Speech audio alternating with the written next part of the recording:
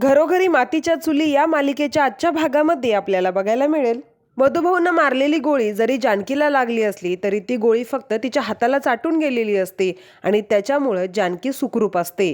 आणि मग ऋषिकेशला जानकी म्हणते, ऋषिकेश नका काळजी करू, मी ठीक आहे. त्यावेळेला ऋषिकेश म्हणतो, कशी नको काळजी करू, तुझ्यासाठी तर मी इथं धावत पळत आलोय. तेव्हा जानकी म्हणते, ऋषिकेश तुम्हाला बेल कधी मिळाली, कधी सुटलात तुम्ही? त्यावर ऋषिकेश म्हणतो, नाही, मला बेल नाही मिळाली, मी जेलमधून पळून आलोय. आणि ऋषिकेशने असं सांगितल्यानंतर मग जानकीला खूप मोठा धक्का बसतो. जानकी हादरते. जानकी म्हणते, असं का केलं ऋषिकेश, तुम्ही जेलमधून पळून का आलात? तुम्हाला माहिती आहे ना, हे सगळं तुमच्या विरोधात जाऊ शकतं. त्यावर ऋषिकेश म्हणतो, मग मी काय करायचं होतं जानकी? जेलमध्ये मी त्या मुलीला फोनवर बोलताना ऐकलं आणि मग मला राहवलं नाही, मी धावत आलो. ऋषिकेश जानकीला सांगतो की ती मुलगी फोनवर काय बोलत होती. ती मुलगी फोनवर असं बोलत होती की मधुभाऊंना शोधून काढा आणि त्यांना संपवून टाका आणि त्यांना वाचवण्यासाठी जो कोणी आडवा येईल त्याला सुद्धा संपवून टाका. आणि म्हणून मग तुझा आणि मधुभाऊंचा जीव वाचवण्यासाठी मी आलो. मग जानकी म्हणते, ज्या मुलीला तुम्ही फोनवर बोलताना ऐकलं ती कोण होती मुलगी? तेव्हा ऋषिकेश म्हणतो, नाही, मला नाही माहिती, मी ओळखत नाही तिला आणि मला तिचा चेहरा सुद्धा नीटसं बघता आला नाही.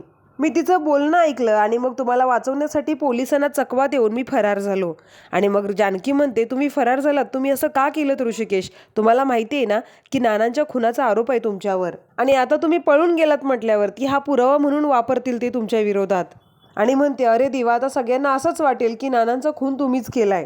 तेव्हा ऋषिकेश म्हणतो, कोणाला काय वाटायचं ते वाटू दे, कोणाला काय बोलायचं ते बोलू दे, मला माझी पर्वा नाहीये जानकी, मला फक्त तुझी काळजी आहे आणि तुझ्यासाठी मी काहीही करायला तयार आहे. तेव्हा जानकी म्हणते, मला माहिती आहे तुम्ही कधीच चुकीचं वागू शकत नाही, म्हणून तर मी तुमच्या पाठीशी असते, पण आता हा जो गुंता होऊन बसलाय तो कसा सोडवायचा? जानकी पुढे म्हणते, ऋषिकेश तुम्ही काहीच केलेलं नाही, तुम्ही कधी निर्दोष सुटणार? नाना कधी सापडणार?